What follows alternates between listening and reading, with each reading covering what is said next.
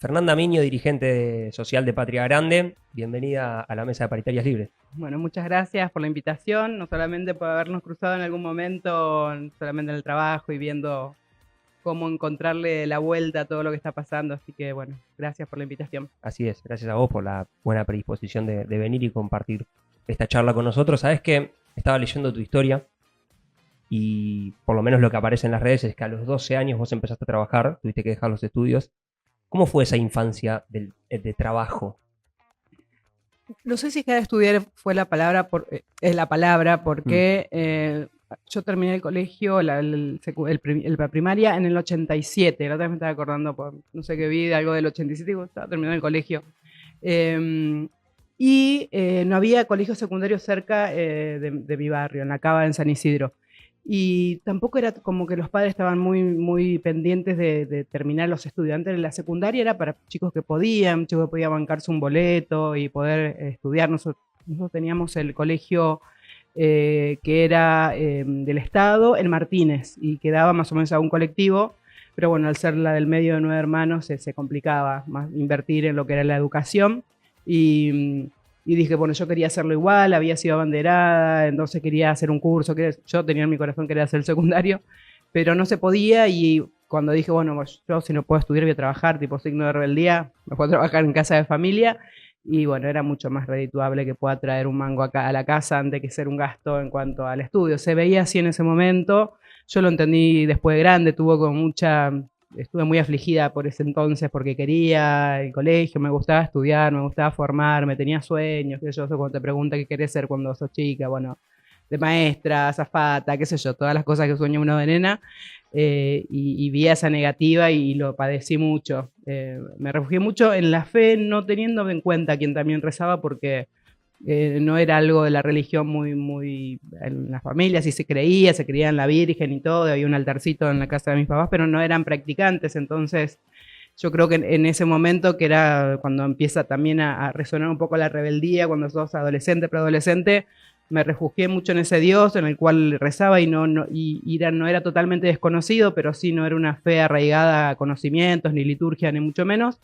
Pero sí, dejé y me fui a cuidar niños. ¿Y esa búsqueda fue personal o participaste en la capilla del barrio? O sea, ¿encontrás la fe en comunidad? En el momento fue personal porque era lo que me pasaba en ese momento y era refugiarme yo primero y tener a alguien con quien contar, digamos, espiritualmente. Fue algo medio innato en mí, no fue comunitario. Después con el tiempo sí, quizás más como una excusa de socializar en ese momento porque yo venía trabajando hace un par de años, esto me pasó a los 15, 16 años, y que ahí nos vinieron a buscar las hermanas de la Caridad, que son de la Orden de Madre Teresa, que tienen ahí una casa en la Cava y nos fueron a buscar. Me acuerdo a todas las chicas adolescentes que no habían hecho la comunión, para que hagamos eso. Y encontramos así con mi hermana la posibilidad de socializar un poco y la parroquia terminó siendo eso, más allá de la búsqueda espiritual, que después, bueno, tuvo que ver con esas dos cosas que se juntan, ¿no? La adolescencia y las ganas también de vivir, de crecer con otros y con otras, y la fe, que era algo ya que lo venía teniendo más personal, pero ahí lo pude vivir recién comunitariamente. Y aparte, después, cuando volvés a los estudios, volvés a catequesis, como profesora Sí, de catequesis, sí, en realidad ¿no? todo ese camino de los 15 y 16 años que tomé la comunión y la confirmación, nos conocimos con mi esposo en ese entonces como en una convivencia. Yo que pensaba que ahí no me iba a cruzar con nadie porque yo no vivía prácticamente en el barrio, tenía una semana, digamos, yo salía de trabajar los sábados al mediodía y volvía o los domingos a la noche o los lunes muy temprano. Así que tenía muy poquito. Y dije, bueno, casi yo me llego a encontrar a alguien con quien estar, o estar de novia, es medio milagroso, porque era un día que estaba la semana. Bueno, fue muy raro, no raro, digo, milagroso, no sé, después de 30 años para mi marido será milagroso. Pero yo no iba a ir a ese encuentro y él Dice tampoco. Que sí, dice que sí. En ese encuentro yo no iba a ir porque me había salido con mis papás, yo me iba a Las Peñas, con mi papá la vida muy de grande, tenía 17, 18 años, y no iba a ir, porque me había costado retarde, dije, bueno, no voy a ir nada. Yo ya era catequista de confirmación, porque ya te va, medio que el tiempo te va llevando, Y él tampoco iba a ir, creo que su hermana medio lo convence para que, bueno, che, acompáñame, no quiero ir sola. Bueno, y se dio así, que los dos medio que no quisimos ir y al final fuimos y nos conocimos ahí viviendo en el mismo barrio, los dos con 18 años, era muy loco lo que pasó, ¿sabes? Pero fue en una convivencia que se había hecho en un colegio muy cheto en San Isidro, pero no habían prestado porque tenía tipo un parque, que era el Newman, el colegio. Y fuimos ese día a tener una convivencia de jóvenes de la parroquia. Ahí lo conocí después.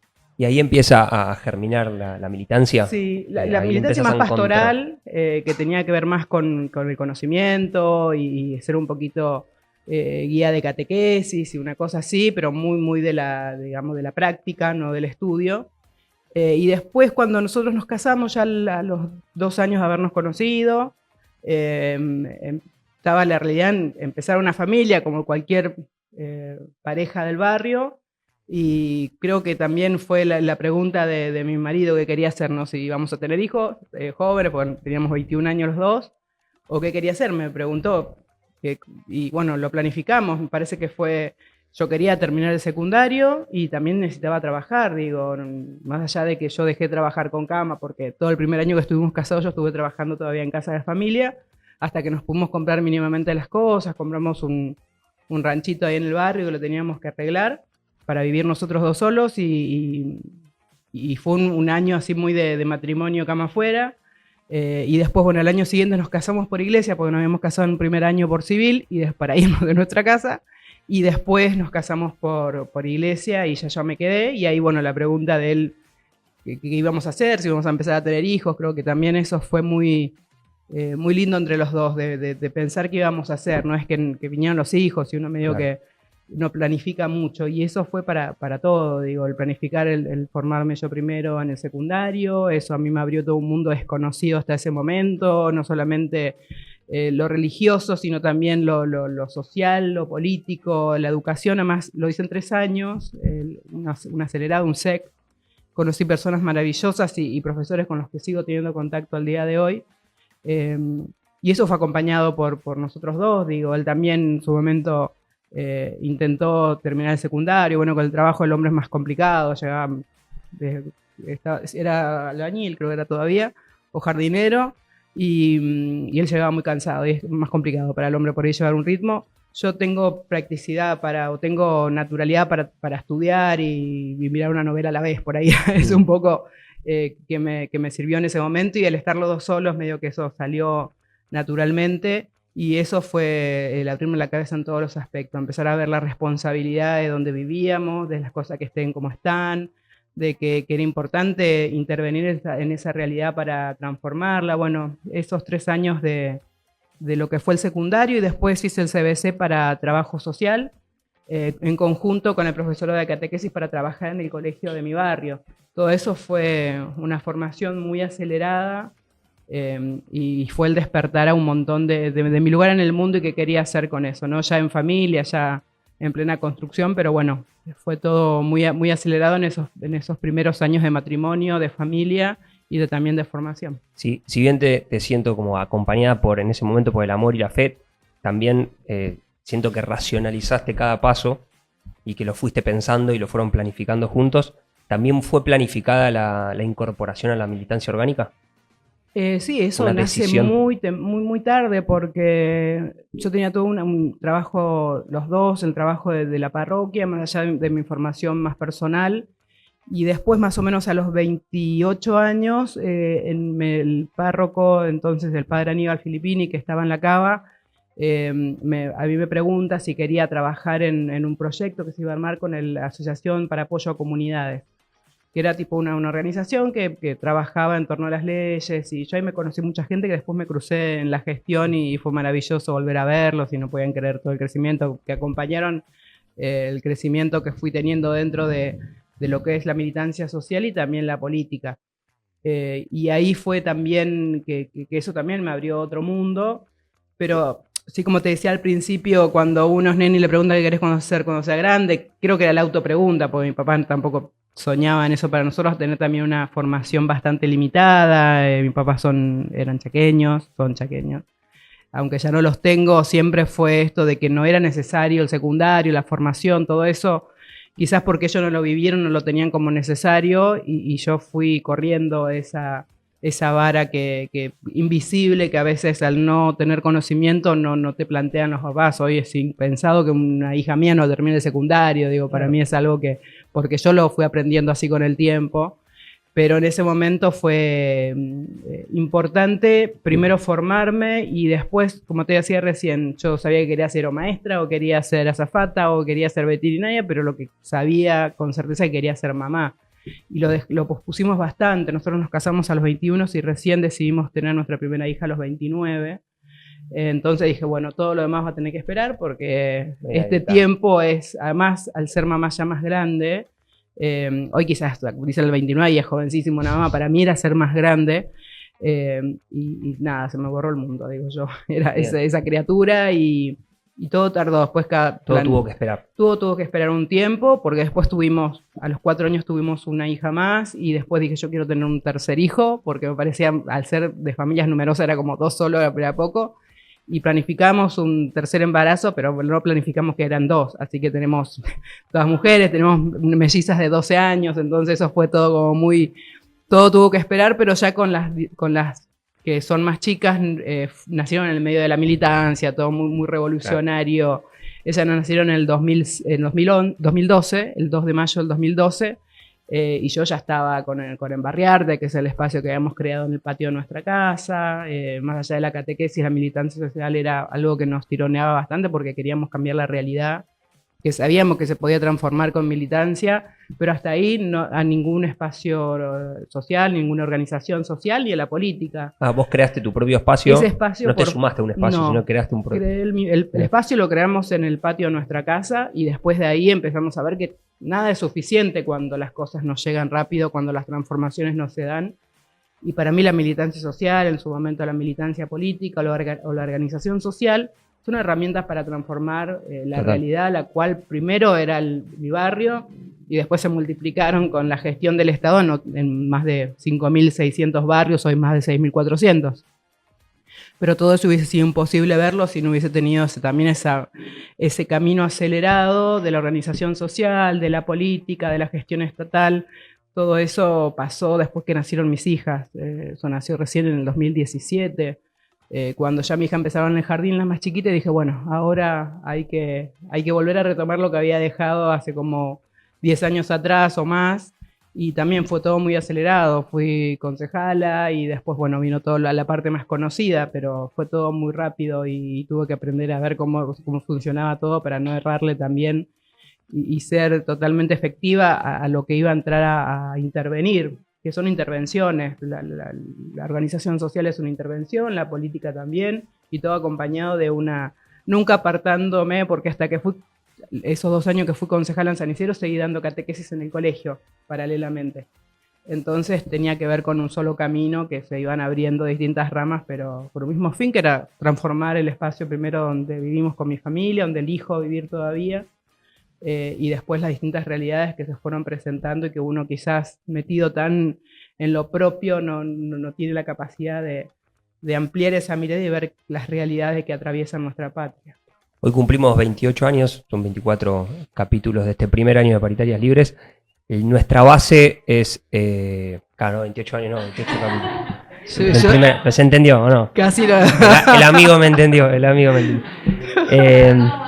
¡Qué bebé! ¡Qué bebé había sido, bro! Pero nuestra base de los que nos siguen son militantes, por eso me interesa entrar bien en tu vida militante y tu carrera, entre comillas, tu experiencia. Vale. Cuando vos vas como concejala, ¿es con tu agrupación o ya estabas sumada a una agrupación más grande? No, lo que pasaba en ese momento muy, muy loco, siempre fui peronista. Después también con la educación que decía, empecé a entender también todo lo que es el proceso. Soy más una militante peronista, más sanguínea, y de la historia de mis viejos, de aquel Chaco de ese entonces que pudieron hacer visible a los invisibles de esa época, ¿no?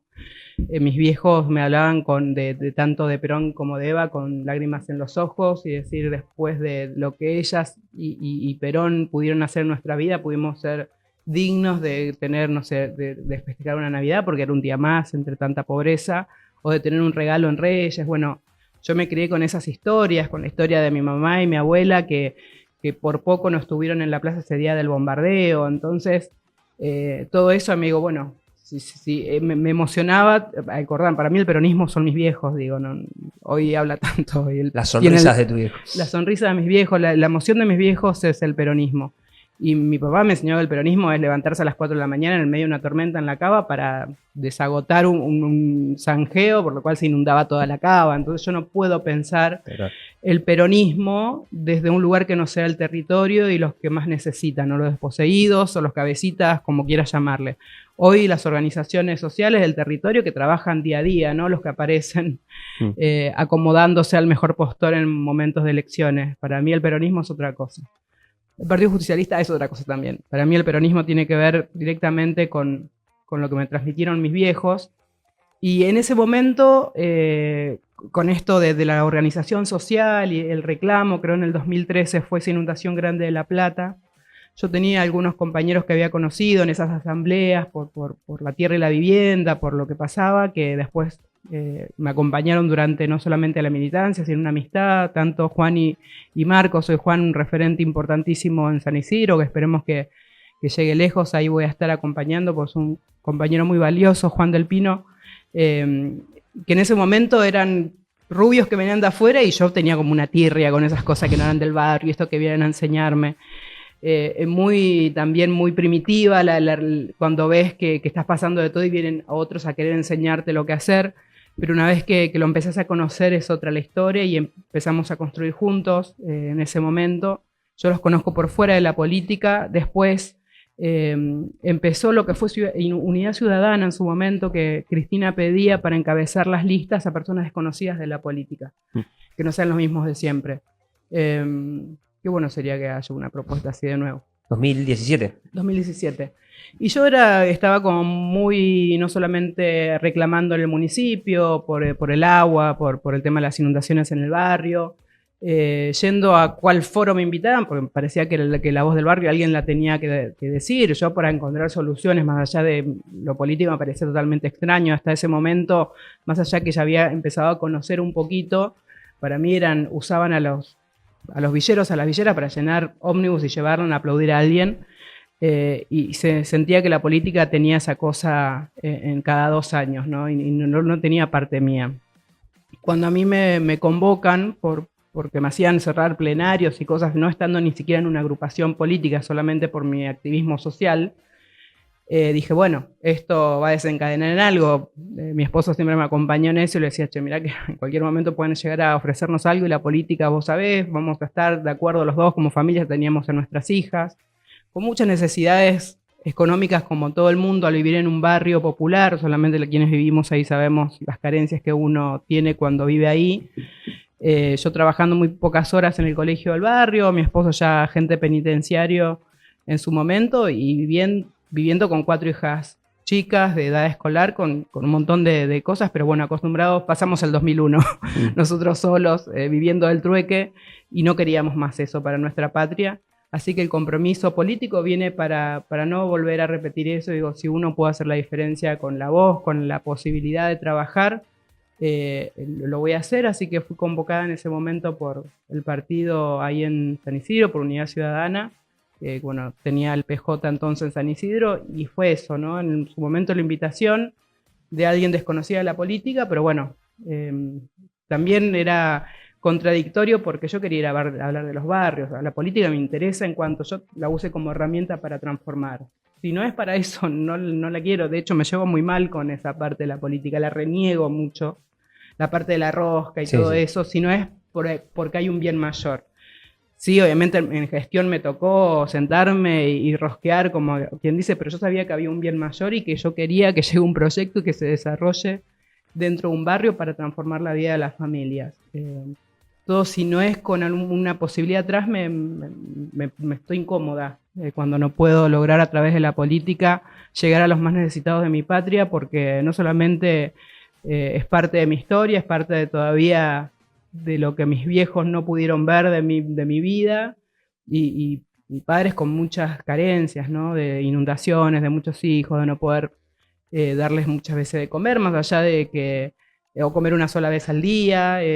Bueno, todo eso, ese lugar en la política me lleva a esa historia que es la historia de muchos hombres y mujeres de los barrios populares, pero la política para mí es eso, digo, la herramienta para poder transformar esos lugares donde hasta a veces se olvidan los propios seres humanos que viven otros seres humanos. Total. Y para poder transformarlo también se tienen que construir representatividades de esos mismos barrios. A nosotros nos pasó, nosotros somos formados en el movimiento obrero.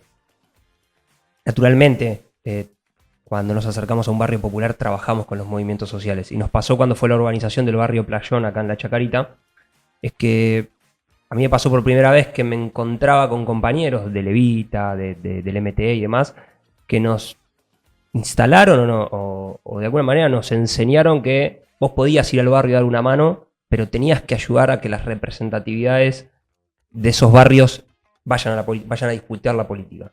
No era solo ir a ayudar al barrio y después irte y vos ir al partido justicialista. Teníamos que acompañar a los compañeros y a las compañeras que estaban adentro de los barrios populares, claro, representando, trabajando, conociendo bien las demandas, llevarlas al partido. Y bueno, y creo que vos sos un ejemplo de eso y me parece que la política no va a volver atrás en ese sentido. Espero que el peronismo no vuelva atrás en ese sentido. Vos recién decías, ojalá venga un proceso como el 2017 donde las próximas cabezas de lista sean gente no de la rosca, sino de la gente real que representa. ¿Vos crees que estamos en ese camino o va a haber que lucharlo mucho? Hay algo que aprendí en este tiempo, no solamente porque tuve la oportunidad, creo que soy una privilegiada, porque no nazco de las organizaciones sociales ni los partidos políticos, medio que ya a mí me agarra de grande, con cierta maña, porque eso que nombrabas recién, a mí me pasó en el propio barrio cuando hice todo el proceso de la organización social. Cuando a mí me invitaban a redes y cosas, estaban todos los representantes o referentes de las distintas organizaciones dentro del barrio y ninguno vivía en el barrio. Claro. Y eso a mí me daba cosa, porque a la hora de hablar de las necesidades era, no, hagamos un festival y todo lo bueno que puede tener, porque todos somos necesarios, pero hay prioridades. Yo no puedo ir a hacer una intervención a un volquete porque junta basura en la esquina de la casa cuando el barrio se queda sin agua o no tiene energía. Me parece que hay prioridades que si vos no las vivís, no la podés representar ni la podés reclamar. Si vos cada vez que vas a hacer por lo más loable que sea el trabajo, que vengas, que des apoyo escolar, que consigas las mochilas, que es la comida, y después vos a las 5 de la tarde cerrás y te agarrás tu BMW y te vas a tu country, o te vas a tu barrio de clase media, lo digo así por una cuestión ni tu BMW, muy brutal. Un Clio. y nada, me parece que si vos no podés vivir eso, no quiere decir en esto, lejos está de mí, así que somos todos necesarios. Yo cuando armé el espacio social en el patio de nuestra casa con mi familia, necesitábamos colaboradores y colaboradoras de todos los ámbitos, porque es la única manera de saber que esa realidad existe y poder trabajar para ella. Pero no creía en esa representatividad del que abre y cierra, o el referente y el presidente de la fundación sea alguien que no vive en el barrio, porque no tiene esas mismas prioridades. Para mí, la política nunca está disociada de lo social. Para mí es algo que van de la mano. No puedes ser referente social si soy apolítico. De última, puedes ser apartidario.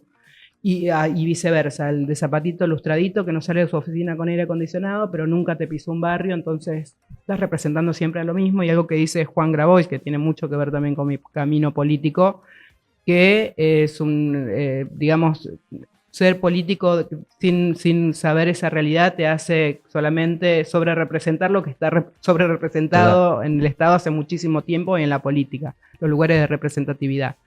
Que puede pasar también que alguien de los barrios vaya y se acostumbre a esa vida y deje por completo de representar cosas porque lo puede más la rosca, sentadito, el viajecito, que el representar a las personas que hoy necesitan más que nunca en esta realidad que nos toca atravesar nuevamente.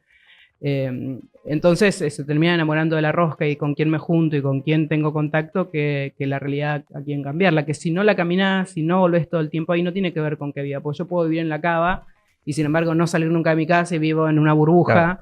Y sin embargo no es así, muchos tienen esa posibilidad. Es difícil porque, digo, si yo tengo que pensar en el bienestar de mi familia con todos los actos de violencia que se viven en el barrio donde vivo, digo, y yo elijo todos los días, hice una elección cada vez más pesada al seguir viviendo. Hoy no tengo las oportunidades igual económicas de irme, pero cuando la he tenido la he pensado, digo, es muy difícil saber que salís de tu casa y te puede atravesar una bala. y no te estoy diciendo caminar 2 cuadras, porque te puede pasar en la parada de colectivo, si te roban por un celular, por lo que fuera.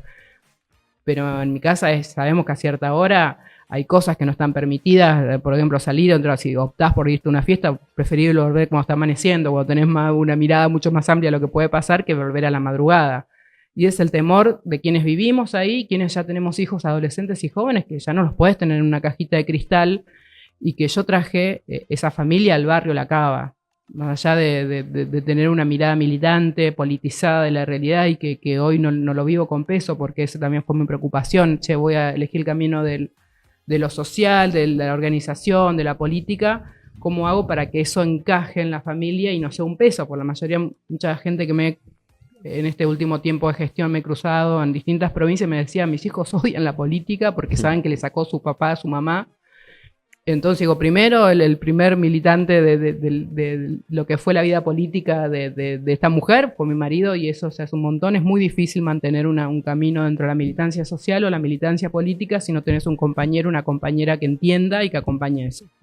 Y después los hijos, que por lo general eligen otra cosa y odiando todo eso, y sin embargo a mí, gracias a Dios, y creo que es una bendición poder mostrar eso y que diga, por esta realidad que tampoco a veces la veían tan palpable, y con el trabajo cooperativo de estos últimos años lo pudieron ver, eligen la carrera de trabajo social, o eligen querer quizás la abogacía porque quieren solucionar esos problemas, pero porque hay una charla continua dentro de la familia que hacen que las manzanas no caigan muy lejos del árbol.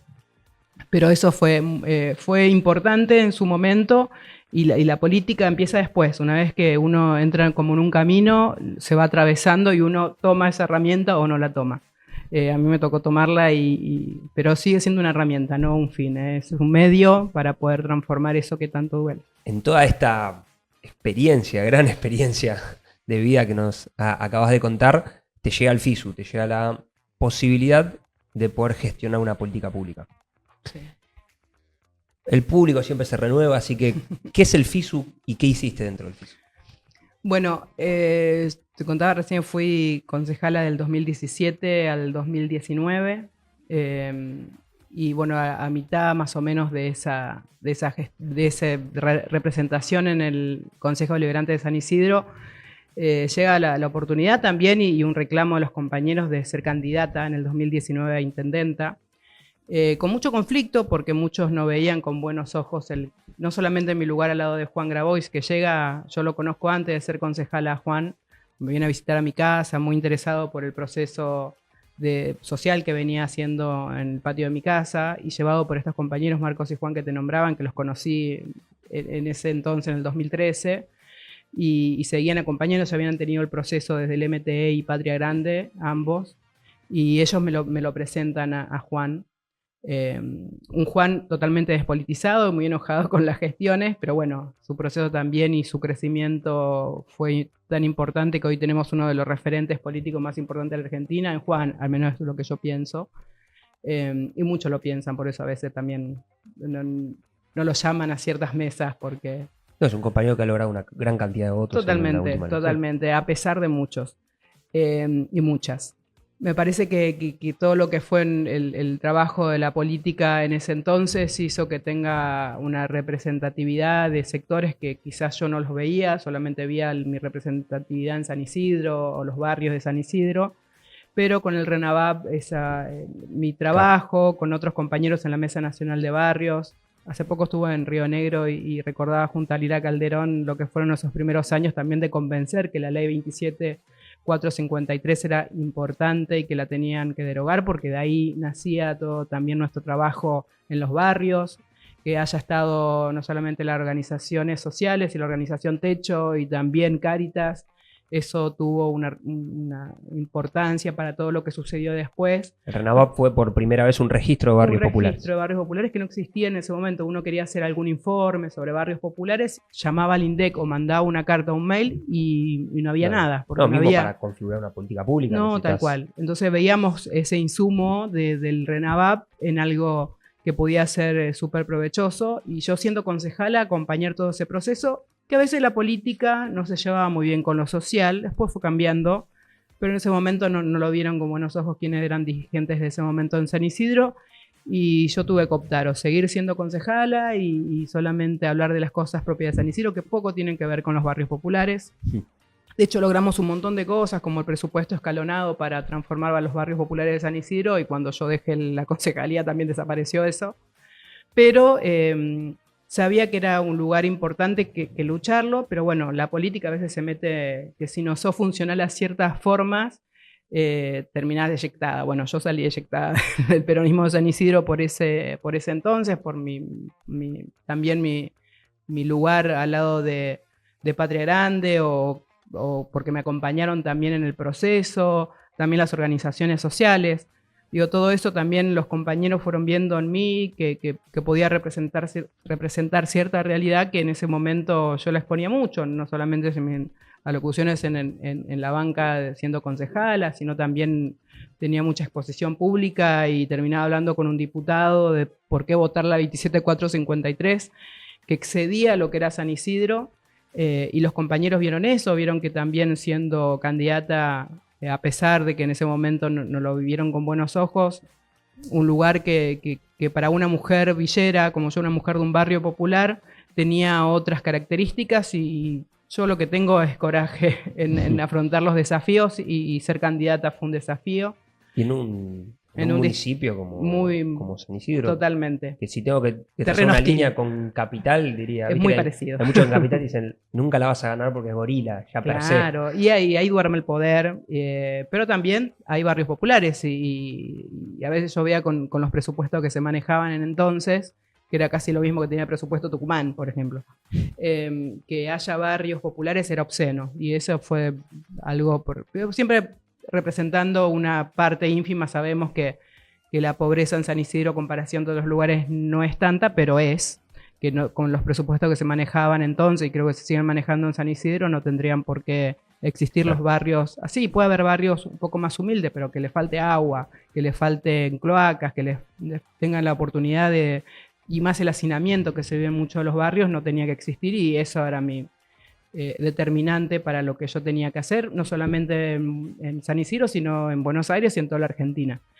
Esa exposición no gustó mucho en la política, a veces si no sos medio sumiso, o sos lineal, o necesario, y para algunas políticas, bueno, me tocó optar ahí. Los compañeros de Patria Grande, ahí medio que por adopción, me sumé a las filas, y también en su momento para llegar. De hecho, cuando yo fui candidata, estuvo el peronismo, el Frente Renovador, todos apoyando esa candidatura.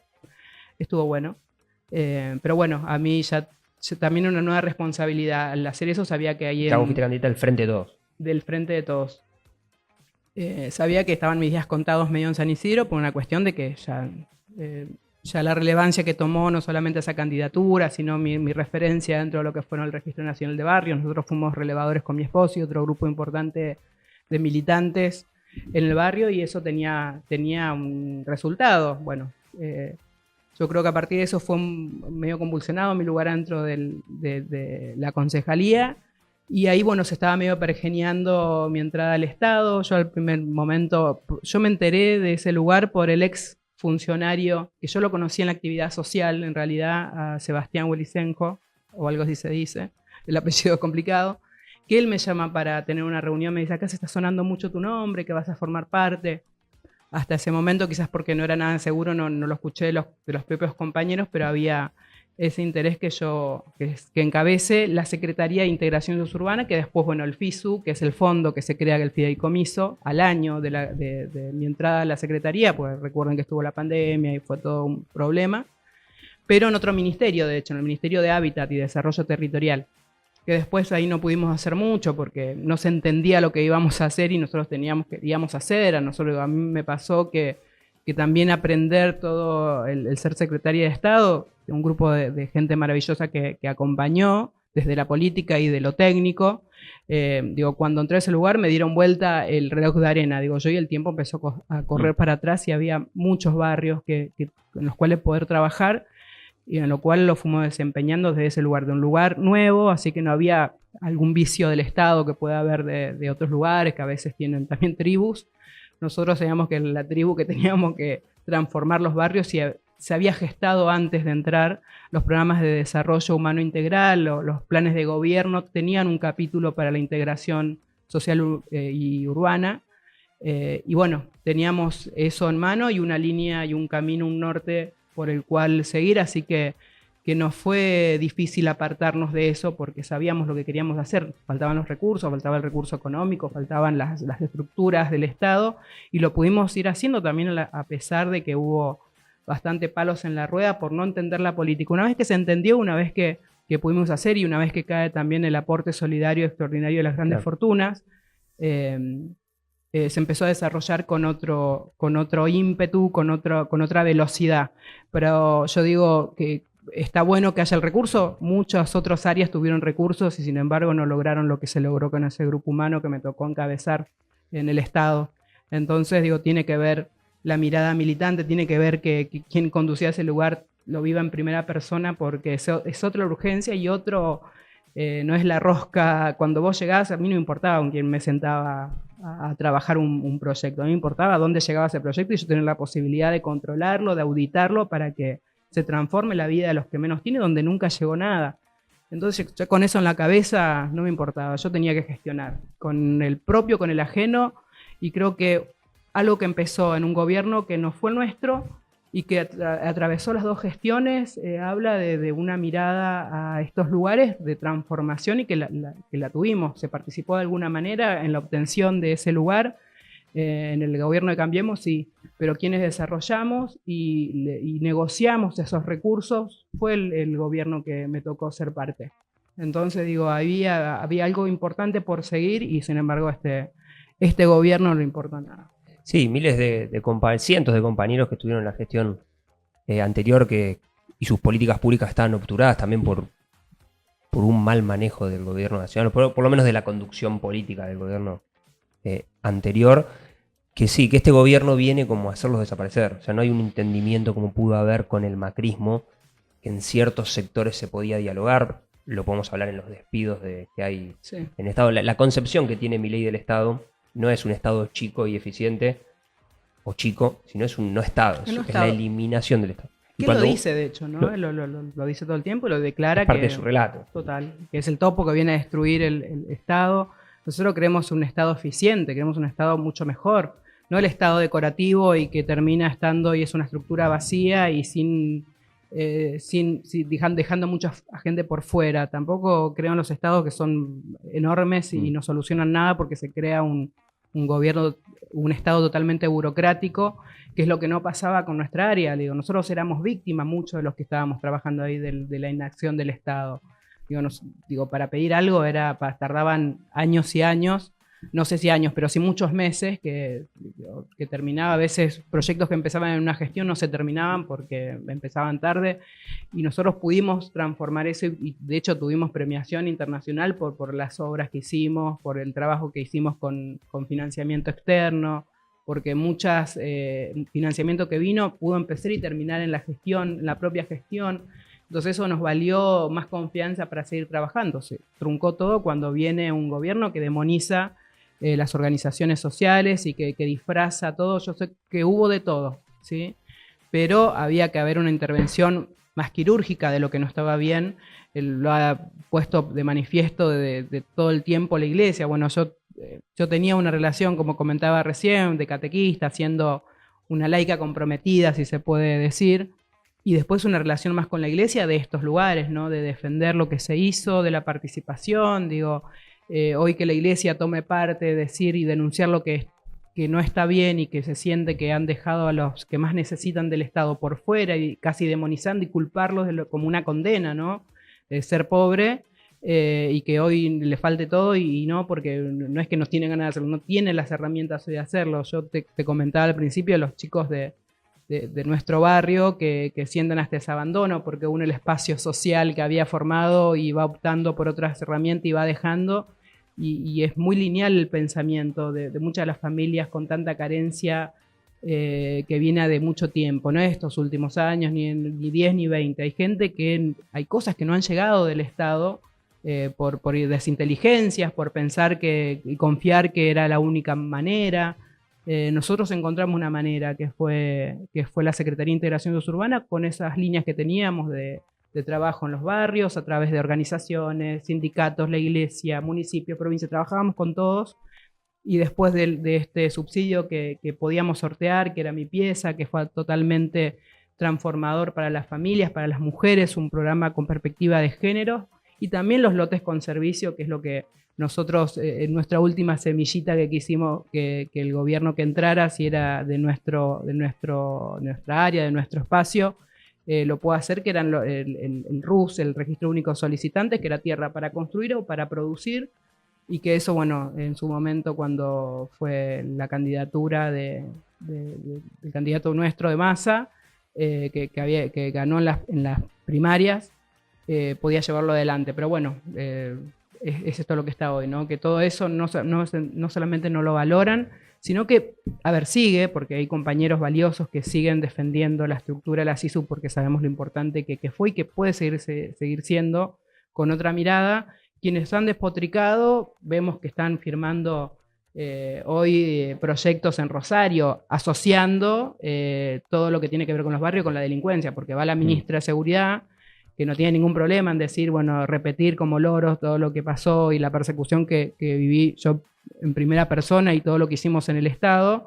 Después dice, no, ahora estamos firmando con el FISU, digo, no era que nos servía, que era que era, casi digo cagada.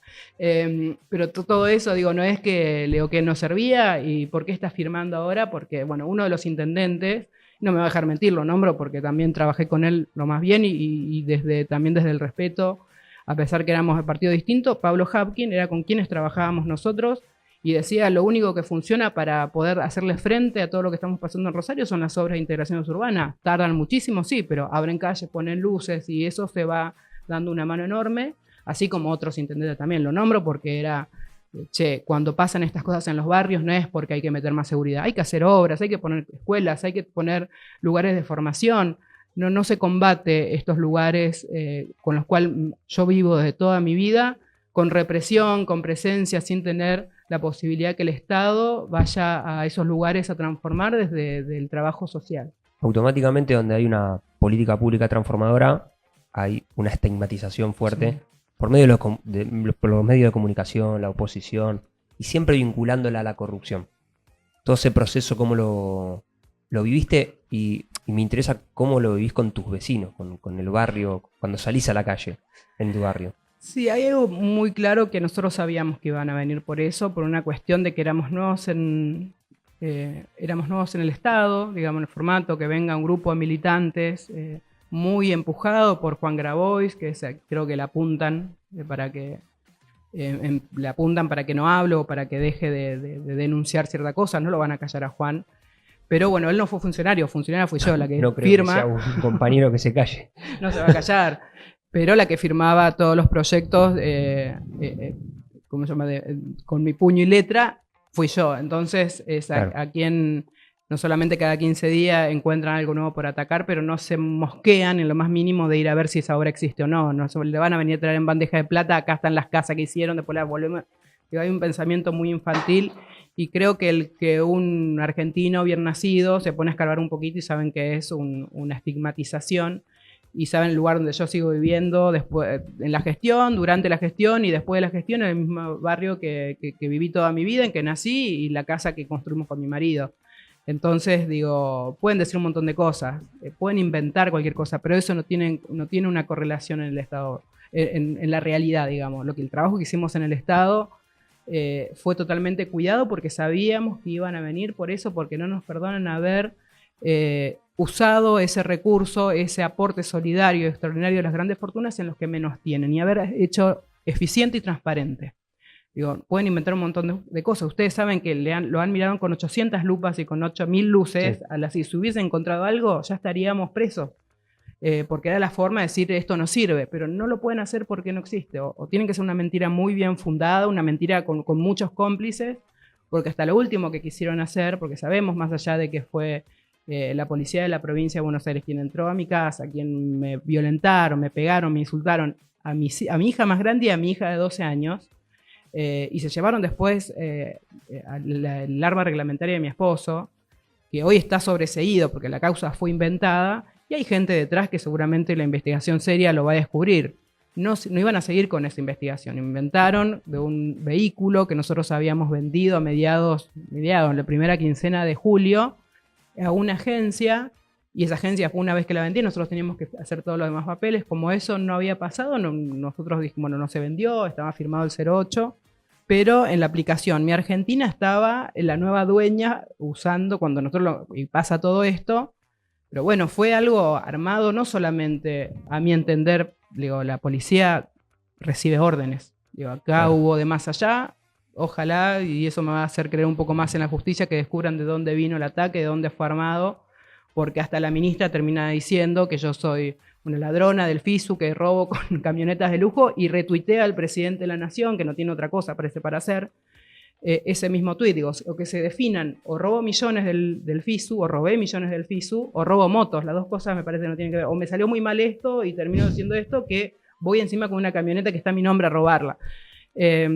Todo muy desprolijo, muy delirante, muy estigmatizante, que si no fuera por la unidad que tenemos hoy en la familia y también del barrio, porque quien no te conoce lo puede creer. Y bueno, si tiene una cosa con los pobres, porque dentro del barrio también tenemos esta disputa del que no quiere ser pobre. Entonces, cuando más puede diferenciarse, por más que viva a metro de tu casa, lo va a decir.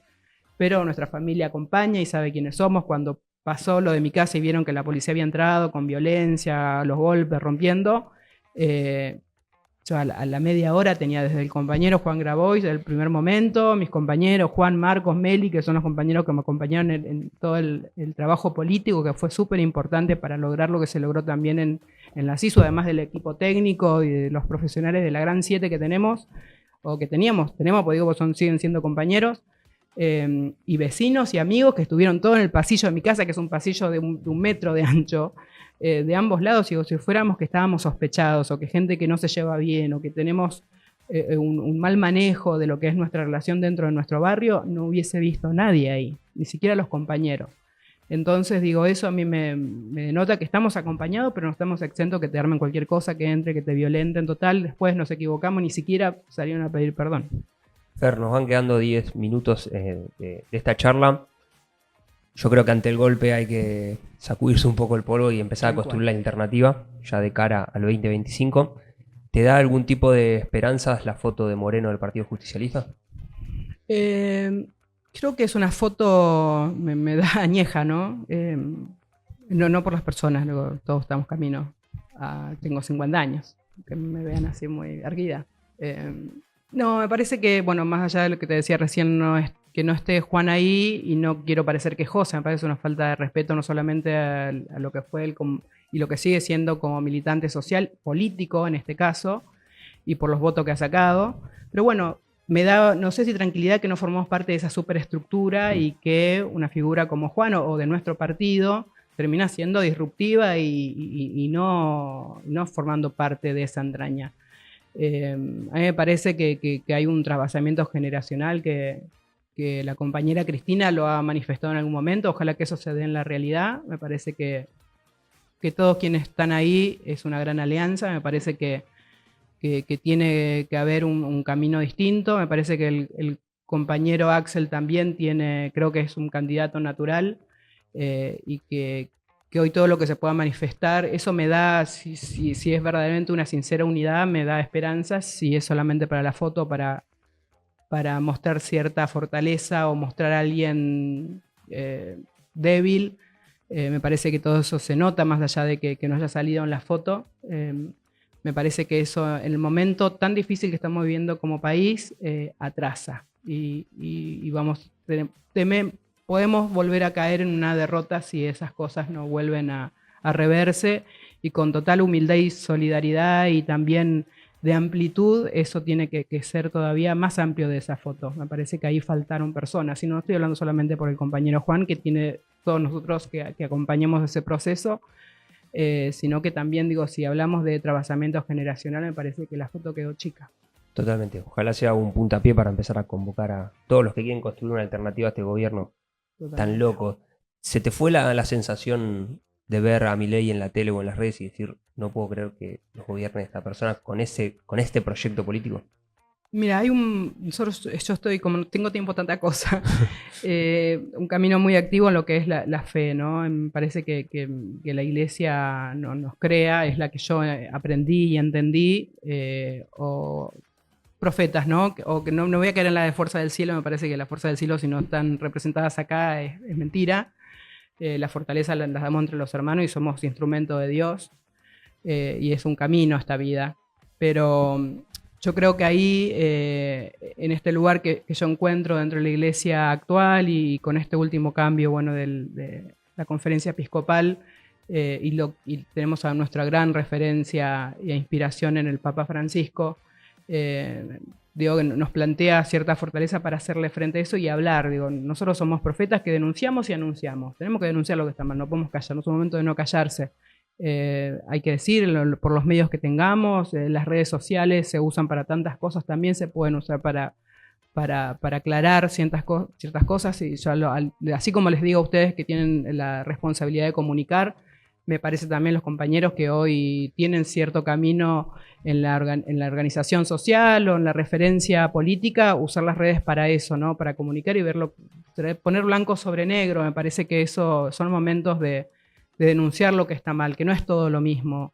No podemos callarnos. Yo creo, por eso hoy me siento orgullosa de la iglesia en la que estoy, no solamente porque hemos armado en este tiempo estos encuentros y debate en las distintas provincias del Estado narcotráfico, viendo el estrago que está haciendo el narcotráfico en nuestros barrios.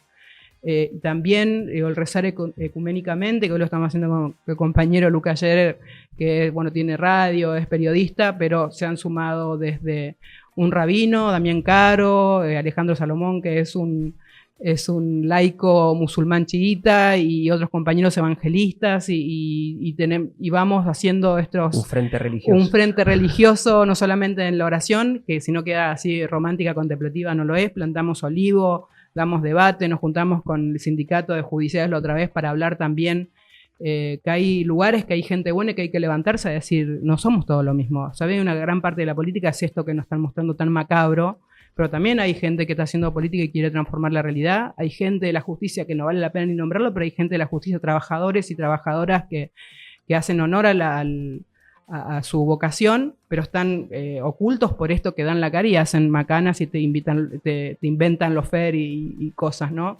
Y también de los medios de comunicación. Yo creo que hay gente que la quiere hacer bien, que quiere comunicar, pero bueno, siempre están sobrepasados de la gente que malinforma y miente, y que te hace operaciones cada 15 días, como me lo hace a mí La Nación. Digo, nada, acá digo, más allá de encontrarme en mi casa, que entro y que salgo, que salimos a regar las plantas o a hablar con los compañeros y ocultarnos cuando las cosas están difíciles por una cuestión de preservar la vida, por no ocultarme por seguridad.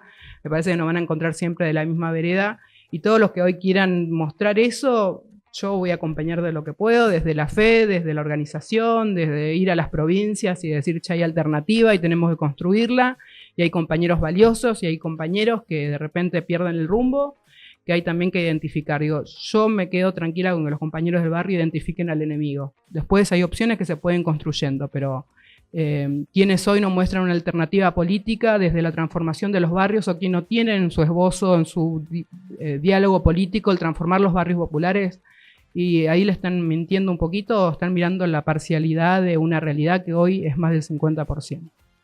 La verdad que no nos conocíamos, si bien nos había cruzado la militancia, la gestión y el trabajo, no habíamos tenido la oportunidad de tener esta charla. Así que me alegra conocerte más, me alegra que haya sido la última entrevista de este año de Paritarias Libres. Te esperamos para el año que viene. Dale. Pero bueno, siempre terminamos con un mensaje de fin de año, en este caso a todo militante que quiere construir una alternativa a este gobierno deshumanizante.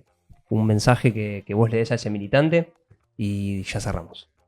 No, el mensaje, creo que en estos momentos del año que tiene la bendición de tener una familia, abrazarse, que son los que a veces con los embates de la realidad, de las elecciones que uno hace, quienes uno mira al costado y está, y hay que abrazarse para salir y a veces volver a flotar, a veces porque uno siente que se toca a fondo en cada debate, y no encuentra quizás el lugar en la organización o en la política y está medio cabizbajo. agárrense de los compañeros, los que están en la misma trinchera, los que salen a pechearla a pesar de que todo está oscuro y parece que no hubiese un futuro mejor para los que menos tienen. Yo creo que es momento de eso. Y quienes estamos en la política y quien nos toca un pedacito, ser solidarios y ampliar. No nos salvamos con los que más queremos, los que estamos al ladito y los que pensamos igual. Hay que ampliar porque siempre hay buena gente, a veces ni siquiera en nuestro propio partido político, y quizás sacando un poco de la política hay mucha gente de a pie que está esperando por esa oportunidad, aunque sea para poder aportar algo de lo que está pasando. Y el que es creyente, viene la Navidad de Jesús, viene el nacimiento de Jesús, más allá que lo disfracen cada vez menos porque hoy casi no hay consumo, así que hay que compartir la mesa, hay que abrazarse, hay que rezar por un futuro mejor, y creo que son momentos importantes para eso. Así que nada, ese es mi mensaje en este fin de año, de que puedan abrazar mucho, quererse mucho y festejar medidamente, por favor. Fernanda Miño, dirigente social y política de las que no sobran.